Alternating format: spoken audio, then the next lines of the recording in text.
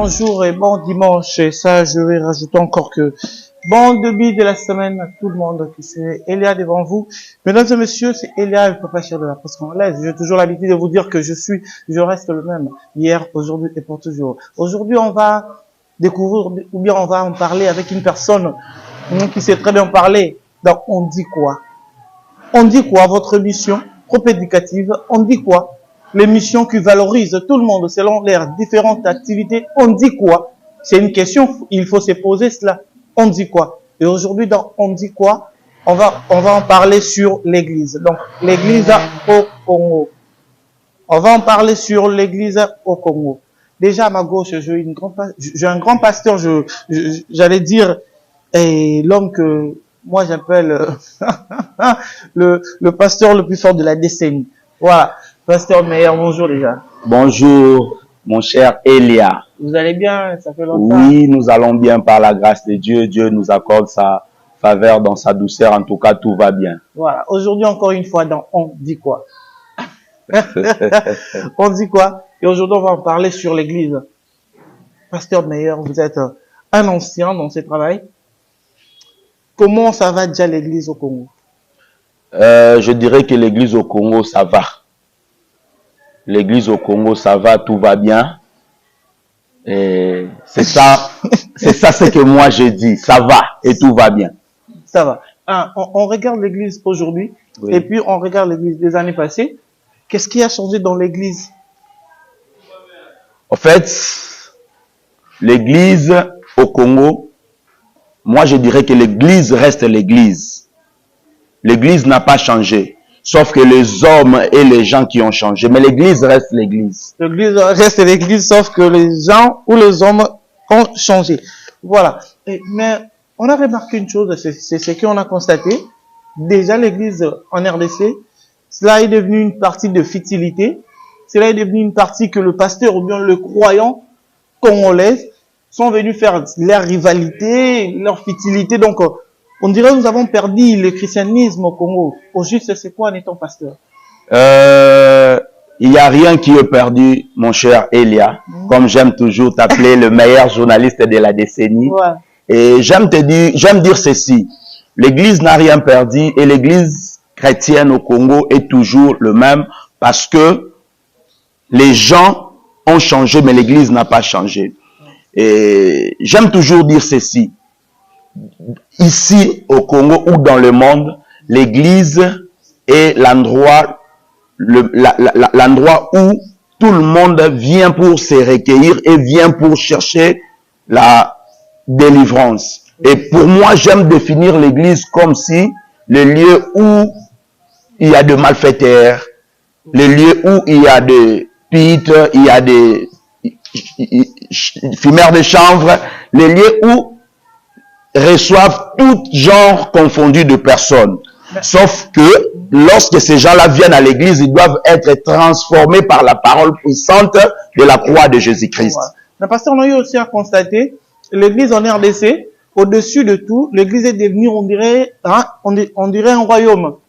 Aujourd'hui, le papa ne peut pas être. Son fils peut le succéder. Et puis, le petit aussi vient le succéder. Il n'y a pas une cohésion entre les anciens qui ont travaillé avec papa. On voit que comme les élèves, on a une seule famille, on va faire ça de la manière familiale. En fait, je vais te dire ceci, mon frère Elia. La succession ou pas, c'est pas ça le problème. Le problème, c'est le respect de l'appel et de la vision que Dieu a donné. Alors, papa, il a travaillé avec pas mal de gens dans le passé. Vous êtes son fils et puis vous venez, du coup, vous vous imposez sur ça. Parce que c'est là aussi est normal. Je dirais que d'abord, l'église, dans sa genèse, il y avait une famille qui dirigeait l'église qu'on appelait les Lévites. C'était pas tout le monde. Dans sa genèse. Mais quand Christ est venu, donc le rideau du temple était déchiré en deux. Alors tout le monde peut devenir serviteur ou homme de Dieu. Alors, devenir, succéder ou pas, là c'est pas le problème. Le problème c'est de suivre la vision que lui-même, le fondateur de l'église, a fait, où il a donné. C'est ça le problème. Donc, succéder, ce n'est pas un problème. Alors, pasteur, maintenant, on va parler de la prophétie. Est-ce que c'est vraiment important que tout s'est basé sur la prophétie? Parce que cela a pris l'ampleur en RDC. Soudain, on a même perdu l'image qu'on avait auparavant. La prophétie reste la prophétie. Voilà. La prophétie n'a pas changé ou la prophétie ne changera jamais. Alors, qu'est-ce qui fait que le croyant congolais se donne plus dans ça? C'est grâce à vous, le pasteur. Vous avez enseigné vos croyants de croire beaucoup plus dans la prophétie. Mon frère, je vous dirais que la meilleure prophétie, c'est la parole de Dieu. Ah. Là, déjà, nous avons la conclusion de tout. Si une personne fonde son ministère ou il a fondé son appel sur la prophétie, ce n'est pas un problème. C'est lui qui a reçu l'appel. Nous ne pouvons pas le condamner. Ouais. Nous n'avons rien à condamner que, oh, voilà, c'est le prophète là. Non. Sauf que s'il le fait pour détruire l'image de Dieu ou soit pour escroquer les gens, là, ça n'engage que lui. Mais la prophétie reste la prophétie. Alors, pasteur, on a vu récent ici, c'était vers octobre ou bien septembre de l'année 2023, et il y a eu une prophétie qui s'est passée. Comment je peux dire? Voilà, il y a un Kebawuti, il y a eu un pasteur, on ne peut pas citer le nom pour être un peu discret. Il a prié sur quelqu'un. Soudain, la personne en question commence à prophétiser. Est-ce que c'est là aussi, c'est une bonne prophétie, ou bien on peut croire en ça? Moi, je dirais que pour ces débats-là, il n'y a pas match, il n'y a pas débat. Pour dire qu'il y a des prophéties ratées, qui a dit qu'il y a des prophéties rates? Vous avez prophétisé pour nous aujourd'hui. Oui. Vous avez dit que, Elia, vous allez faire ça. Arrivé sur le terrain, cela ne s'est pas accompli. Et dis-moi, c'est un prophétie raté, manager? Non, ce n'est pas un prophétie raté. Il faut savoir une chose. Le prophète a le mandat. Okay. Lui, il ne dit pas des choses qui viennent de lui. Il dit les choses qui viennent du Créateur. Lui, c'est un messager. Il ne transmet que le message. L'accomplissement ou pas, ça n'engage que celui qui a envoyé, qui a donné le message. Il y a des prophéties dans la Bible que Dieu n'a pas exécuté lui-même. Il a envoyé même un prophète auprès de quelqu'un pour lui dire que prépare-toi, tu vas mourir. Okay. Et après cet homme, quand le prophète est parti, cet homme s'est tourné vers l'Éternel pour demander pardon. Alors, quand il a demandé pardon, le Seigneur a pardonné cette personne et il a réenvoyé le prophète pour lui dire, vas-y, va lui dire, je l'ajoute 15 ans. Donc, Dieu est souverain. La réalisation du prophétie ou pas, ce n'est pas un problème. Le problème que quand Dieu te dit, dis quelque chose, il faut le dire tout haut. Il ne faut pas avoir peur. Il y a des choses. Dieu peut te dire, dis la prophétie. Mais la personne ne marche pas dans la crainte de Dieu. Comment la prophétie va se réaliser? On te dit que tu vas te marier en 2024. Mais toi, tu es encore dans la débauche. Tu es encore dans des choses qui ne plaisent pas à Dieu. Est-ce que le mariage va venir? Le mariage ne va pas venir. Mais quand toi, tu te donnes, quand toi, tu restes focus à Dieu, Dieu est fidèle. Il ne se répand pas de ce qu'il dit. Voilà, fidèles téléspectateurs, on va souffler un peu, la tension augmente, surtout à ce qui concerne la prophétie. Je vous laisse un peu découvrir le pasteur Meillard Kapepoula. Et puis on se retrouve après cet élément, je dirais déjà, tag. Voilà. Alléluia.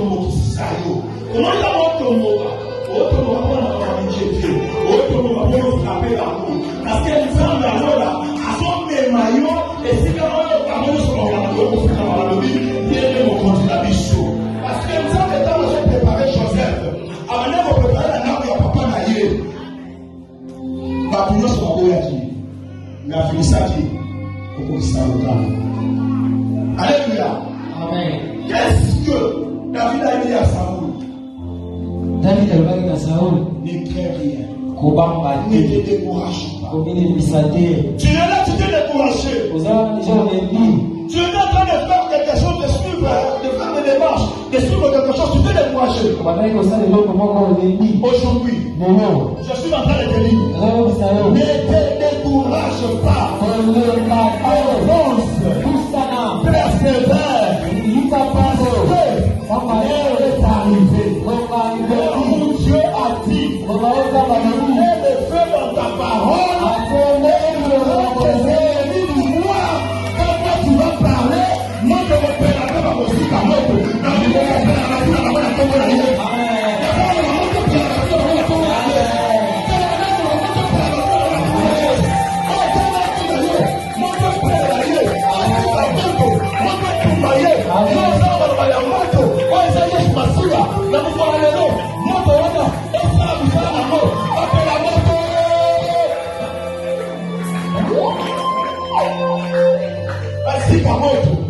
baisse. Que Dieu vous bénisse.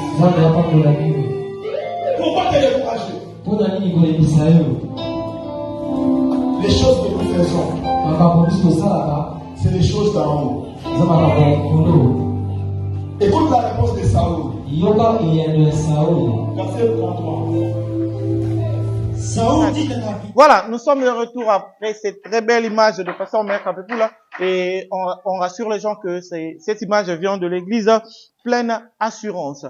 Pasteur Maître Kapepula, nous sommes toujours dans la prophétie. J'allais vous demander ceci. On m'a dit aujourd'hui que il y a publication, il y a élection, arc-en-ciel et Robima. Arrivé sur le temps et comité.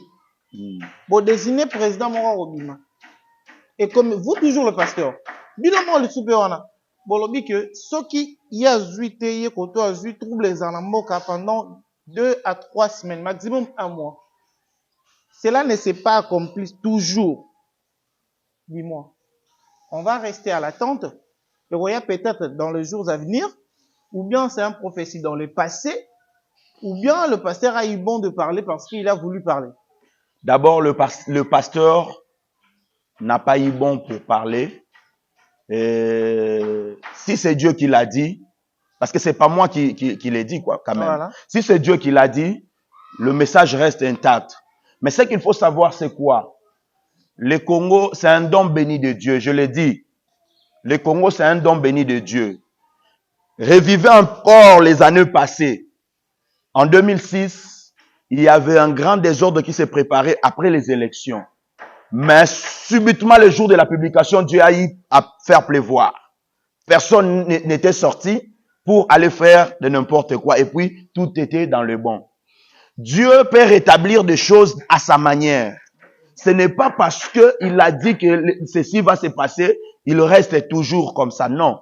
Dieu peut dire, voilà ce qui va se passer. Mais nous, les hommes de Dieu, nous nous réunissons. Vous savez, à le Congo, il y a beaucoup de vrais serviteurs de Dieu qui prient dans les cache-toi pour le Congo que les gens ne savent pas. Beaucoup de gens qui font beaucoup de bruit là, je suis tel, ça n'engage que. Mais je vous dis qu'il y a de vrais qui sont dans le cache-toi, qui prient et Dieu leur répond. Vous savez, même le président de la République actuelle, le premier de la République démocratique du Congo, lui-même, il prie Dieu. Il a des gens qui prient pour lui, qui prient pour le Congo. Mais quand il y a une prophétie, ces gens-là vont prendre cette prophétie pour dire, Seigneur, tu ne nous avais pas dit ceci. Comment cela peut arriver? S'il te plaît, Seigneur, épargne-nous de ces dangers. Mais il est souverain quand même. Dieu peut changer sa pensée. Nous avons vu beaucoup de choses changer dans la vie. Alors, moi je dirais ceci.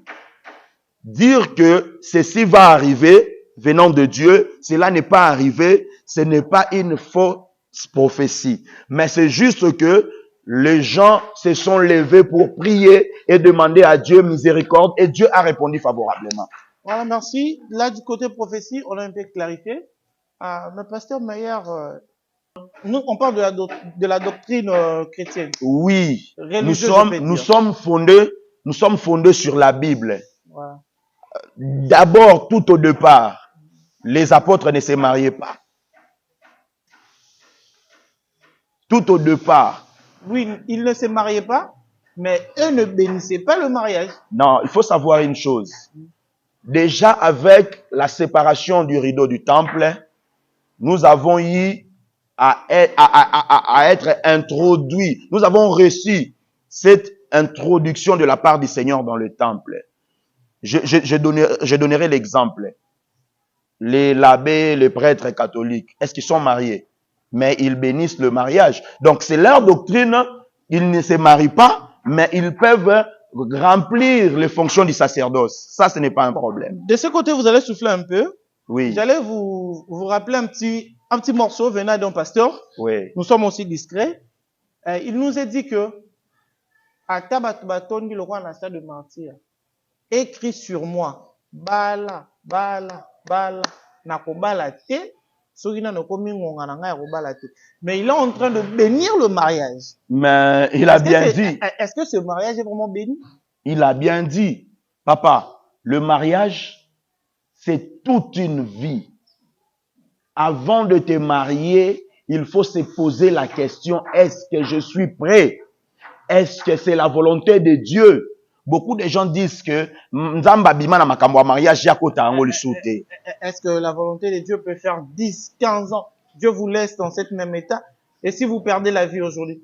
Dieu est souverain. Parce qu'on est humain. Dieu est souverain. Vous pouvez tomber malade, vous pouvez mourir. Dieu est souverain. Même si je meurs, cela ne veut pas dire que Dieu a menti. Mais vous êtes mariés. Oui. Tellement vous êtes mariés, vous conseillez quoi aux pasteurs qui ne sont pas mariés et qui ne veulent pas marier, mais ils sont en train de bénir le mariage? Non. Ils ne veulent pas, ce n'est pas qu'ils ne veulent pas se marier, mais sauf que... C'est la personne qui a dit que... Oui. Même si vous remplissez le stade de martyr. Oui. Cela prouve à suffisance qu'il a refusé carrément parce qu'il est clair. Non, il n'a pas refusé. Sauf qu'il est en train d'écouter une voix qui lui parle. Donc cette voix-là, c'est une voix qui l'amène dans la victoire. Vous savez, le mariage, quand on se marie avec une sorcière, on gâche même son ministère. Mais quand on se marie bien, on se marie pour la vie. Et je ne veux pas me marier parce que les gens m'ont dit de se marier. Je ne veux pas me marier parce que les autres ont dit que tu dois te marier. Non. Nous ne sommes pas dans nous sommes pas dans... Je veux pas prendre beaucoup de temps pour tomber dans le secte. Oui. C'est quoi la secte qui est mauvaise? Est-ce que je peux prendre beaucoup de temps pour que je sois tombé dans le cercle? Non. Pas que... Ce n'est pas à prendre beaucoup de temps, mon frère. Le mariage, c'est toute une vie. Si Dieu t'a dit de te marier, marie-toi. Mais si le temps n'est pas encore arrivé, ne le fais pas pour plaire aux gens parce que tu seras la seule victime durant toute ta vie.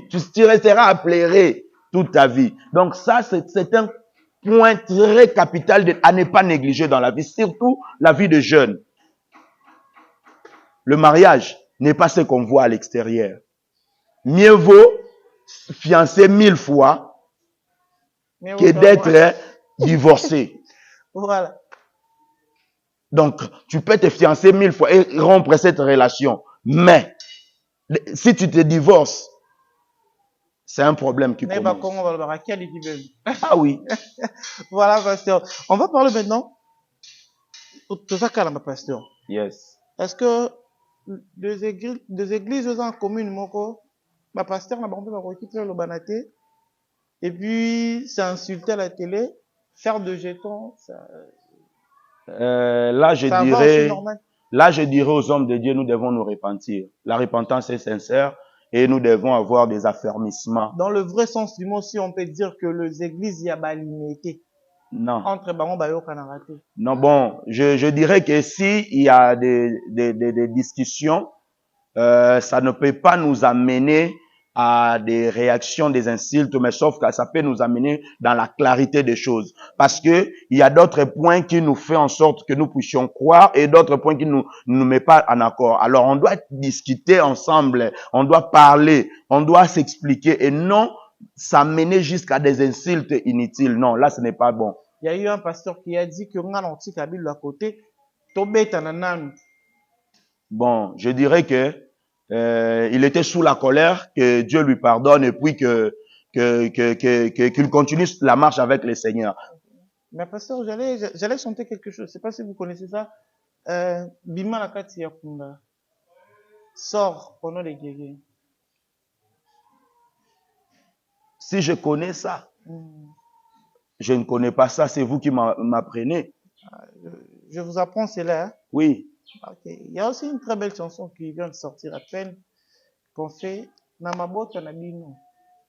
Nakati église, l'étage. Oh matin, Vous connaissez pas la chanson? Non, je ne connais pas la chanson. Mais quand même on va faire ceci. Pasteur, la première dame s'appelle comment? La première dame? Maman, la dame de notre président. Ok. C'est madame Denise. Vous restez là. Oui. Denise, c'est au féminin, hein? Alors au masculin, ça va être quoi? Hein? Au masculin, ça va être quoi? Au féminin, c'est Denise. Ça peut être Denis. Ah, ok. Oui, bien Lessie. Oui, je connais le prophète Denis Lessie.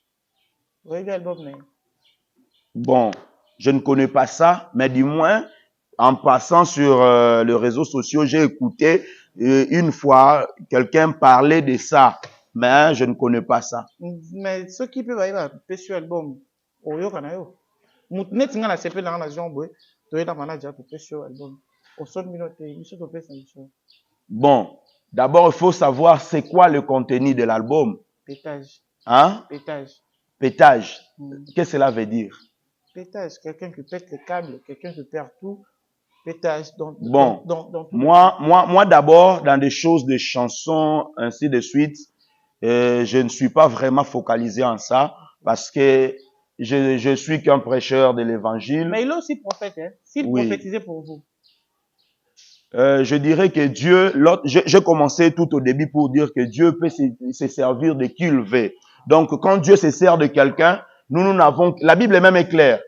Devant la prophétie, prenez tout, examinez, retenez ce qui est bon et ce qui n'est pas bon, rejetez. C'est la Bible qui le dit. On termine ensuite avec ça. Oui. Si vous avez quelque chose à reprocher, d'abord, pasteur du Sotu, qu'est-ce que vous allez dire? Vous regardez la caméra. Je n'ai rien à reprocher au pasteur. Parce que nous tous, nous sommes des humains. Mais je peux prodiguer ces conseils pour dire que restons à la croix de Golgotha. Servons Dieu avec sincérité et véracité de la parole. N'allons pas de gauche à droite. Servons Dieu. Tout ce qui peut nous amener à ne pas servir Dieu comme il se doit, nous devons chercher à éviter et à suivre Jésus-Christ étant que Seigneur et Sauveur. Je n'ai pas dit comme, parce que comme, c'est neti. Mais je dis en qualité de Seigneur et Sauveur. Nous devons le suivre. Donc, dans la mission, servons Dieu avec amour, évitons tout ce qui peut nous diviser. Et pour conclure, comme vous venez de dire, mon jeune frère Elia, les meilleurs journalistes de la décennie, je vous dis ceci. Il n'y a pas deux sortes d'églises, il n'y a pas trois sortes d'églises, il n'y a pas deux sortes de chrétiens, il n'y a pas trois sortes de chrétiens. Nous n'avons que le chrétien qui serve Jésus-Christ comme étant que Seigneur et Sauveur, un point, un trait. Donc, si on te donne un vrai $100 et un faux $100, on te dit, les journalistes Elia, meilleurs journalistes de la décennie, choisissez. Vous allez choisir le faux? Non. Non. Donc, le faux n'est pas $1. Ouais. Le faux n'est pas $. Donc, le vrai est $. Donc, moi, je dis que il y a des serviteurs de Dieu et des hommes de Dieu vrais dans ce pays. Tenons-nous main à la main. Prions pour le Congo. Soutenons le premier de la République démocratique du Congo, ainsi que nos militaires, ainsi que nos dirigeants, pour que le Congo soit un Congo fort et inébranlable. Que Dieu vous bénisse abondamment. Merci beaucoup, pasteur. Mais quand même, vous avez voté, hein? Oui. Oui, les uns sont sortis. Ça a été assez juste. Bon, moi je n'étais pas là aux urnes, je n'étais pas là aussi à la CENI. Nous avons reçu ce qu'on nous a donné, un point, un trait. Nous n'avons pas à discuter. Merci beaucoup, fidèles téléspectateurs. C'était Pasteur Omer Kapepoula en pleine église. Pasteur, on va se séparer avec vous. Hein, malgré tout que nous avons photo bois Kambatu. C'est Toboa Kate. Topé Sanembote. Déjà, je commence avec Daniel Ngandou derrière la caméra. Je vois manager Djibi. Je vous salue. Je vais encore, comme on dit en français, je vais arranger cela parce que au lac Sangangot, derrière un grand homme, ça court toujours une grande dame. Je la dédie. Rachel, Kesseya, Ngoy. Je te salue. Je vais encore Ornella Dior. Je te salue. Voilà. Maë les autres, pasteur. Vraiment. À vous. Merci beaucoup. Je suis très reconnaissant à Dieu parce que c'est lui le maître des temps et des circonstances. Merci parce que tu nous as donné ce souffle. Nous te disons merci. Jésus-Christ de Nazareth. Nous te disons merci. Et je dis merci à la révérende apôtre, pasteur Mboula Christine de l'église Pleine Assurance, là où nous sommes sortis. Je suis le fruit de ses entrailles. Donc, il m'a pris de loin dans la boue et il m'a enseigné par la grâce de Dieu, je suis devenu ce que je suis. Donc, mes respects à vous, la révérende Moula Christine de l'église Pleine Assurance, de la communauté chrétienne Pleine Assurance. Je dis merci et je bénis ma femme, mon épouse, ma charmante Mama Jemima Kapepoula, ainsi que ma famille, la famille Somoa, la famille Yamba Yamba, soyez brutalement bénis. Église pleine assurance Kimboala, église pleine assurance Koweït, ainsi que tous les hommes de Dieu de la République démocratique du Congo, même du monde entier, et tous les fidèles chrétiens de l'église de Dieu au Congo. Soyez brutalement bénis. Merci, je vous aime beaucoup.